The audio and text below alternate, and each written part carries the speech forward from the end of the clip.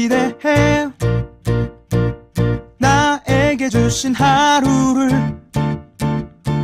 때론 피곤하고 일어나기 싫고 널 깨우는 알람 소리에 짜증도 나겠지만 안녕하세요.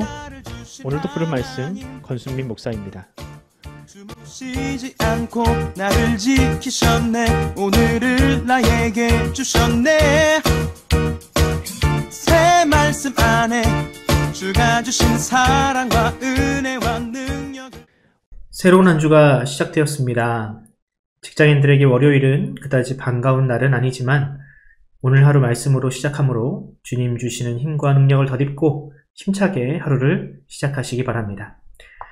오늘 우리가 은혜 받을 하나님 말씀은 창세기 44장 18절로 22절까지 말씀입니다. 유다가 그에게 가까이 가서 이르되 내 주여 원하건대 당신의 종에게 내 주의 귀에 한 말씀을 아르게 하소서. 주의 종에게 노하지 마소서. 주는 바로와 같으심이니이다.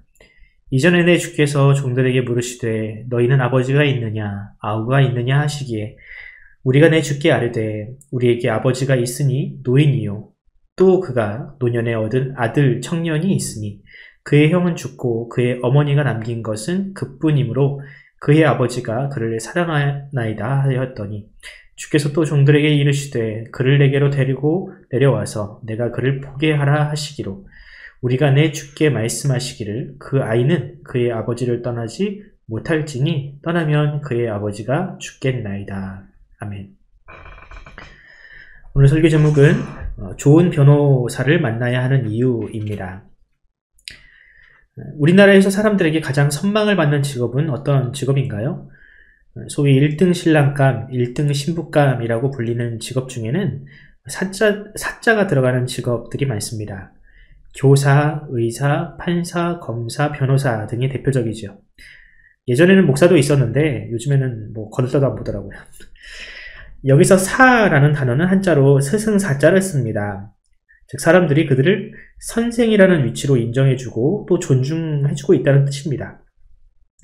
왜냐하면 그들이 하는 일이 그만큼 가치 있고 또 세상에 꼭 필요한 일이기 때문입니다. 다음 세대를 가르치는 일, 누군가 억울한 일을 당했을 때 법으로 그들을 도와주는 일, 나의 생명에 건강의 위기가 닥쳤을 때 나를 고쳐주는 일을 하는 사람, 우리는 그런 사람을 나이와는 상관없이 스승으로 존중합니다. 그래서 사람들은 그런 종류의 직업을 선호하죠. 돈을 많이 벌기도 하지만 또 안정적이기도 하지만 일단은 명예로운 직업이기 때문에 그 일을 선호합니다.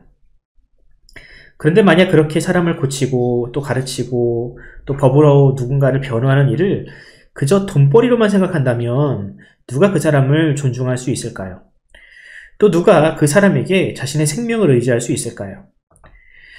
최근에 일부 의사들에게서 그런 모습을 보았을 때 국민들이 크게 실망한 이유가 거기에 있습니다. 사람의 생명보다 자신의 출세나 혹은 돈을 더 우선시하는 의사들을 누가 스승으로 여기겠습니까? 변호사나 검사, 판사처럼 법을 다루는 사람도 마찬가지입니다.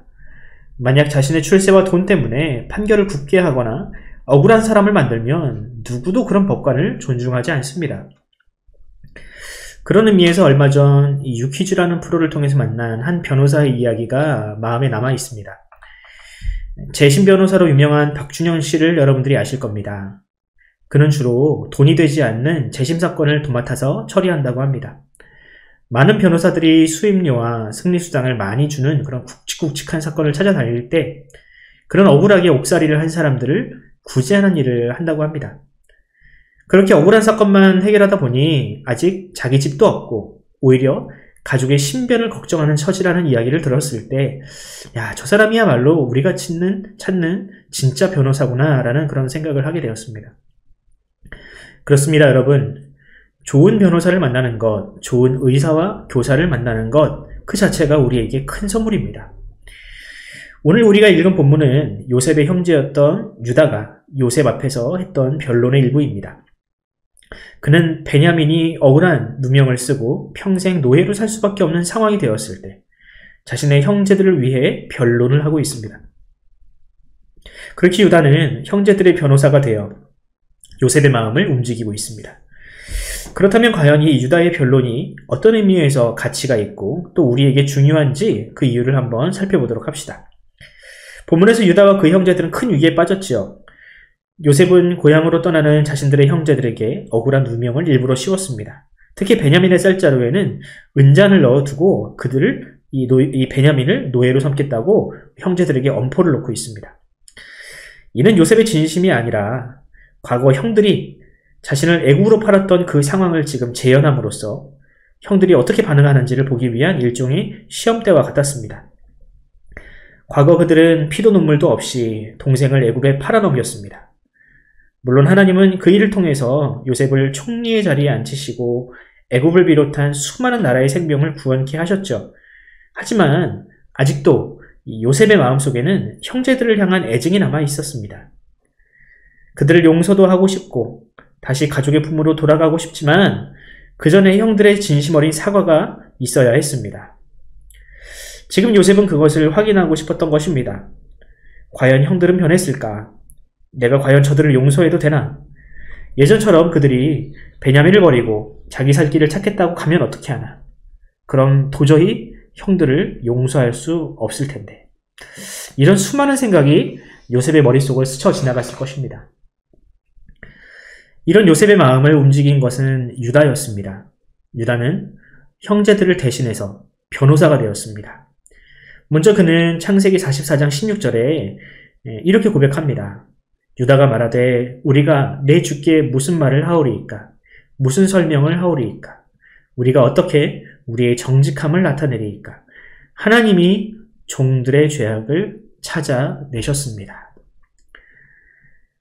이 유다는 자신들의 죄를 지금 철저하게 고백하고 있습니다.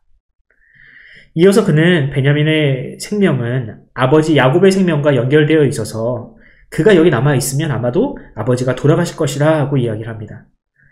그러니 절대로 베냐민을 그냥 두고 가지 않겠다고 하죠. 그리고 끝에 가서는 이렇게 이야기를 합니다. 이제 본문 44장 33절입니다. 이제 주의 종으로 그 아이를 대신하여 머물러 있어 내 주의 종이 되게 하시고 그 아이는 그의 형제들과 함께 올려 보내소서.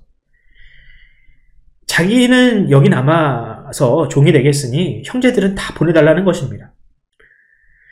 요셉은 이런 진실한 회개 앞에서 마음이 무너지게 되었습니다. 과거에는 원수였던 그들이었지만 이제는 다시 그들을 형제라고 부르게 되었습니다. 이 모든 것이 다 유다의 변론, 진실한 회개와 희생적인 사랑, 그것이 바로 이 변론 안에 녹아 있었기 때문입니다. 그렇다면 이 본문이 우리에게 중요한 이유는 무엇일까요? 그 이유는 바로 우리 주님이 우리에게 유다와 같으신 분이기 때문입니다. 유다의 자손으로 오신 우리 주님은 유다가 베냐민을 포기하지 않았던 것처럼 우리를 결코 포기하지 않으셨습니다. 그리고 끝내 자신의 생명으로 우리를 대신하셨죠. 사망의 종이었던 우리 대신에 그는 사망의 십자가를 지셨고 더 나아가서 우리를 하나님 아버지의 품으로 돌려보내주셨습니다. 예수님으로 말미암아 하나님은 우리를 용납하셨고 우리를 자녀 삼아 주셨습니다.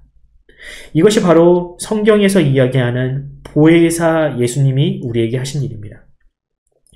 신약 성경에 있는 보혜사는 변호사라는 뜻입니다.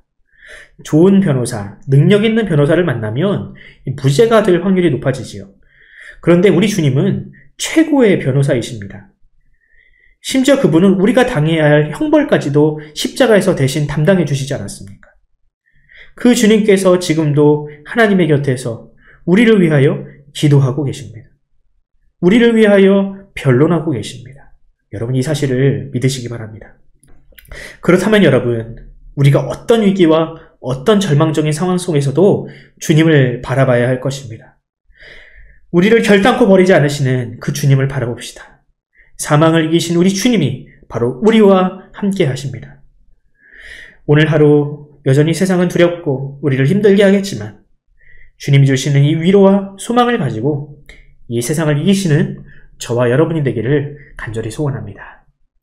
기도하겠습니다. 하나님 아버지, 유다가 베냐민을 포기하지 못하고 그를 위하여 자신을 내어준 것처럼 우리 주님은 우리를 사랑하시고 우리를 포기하지 않으심으로 말미암아 이 땅에서 십자가를 지시기까지 우리를 사랑하셨습니다.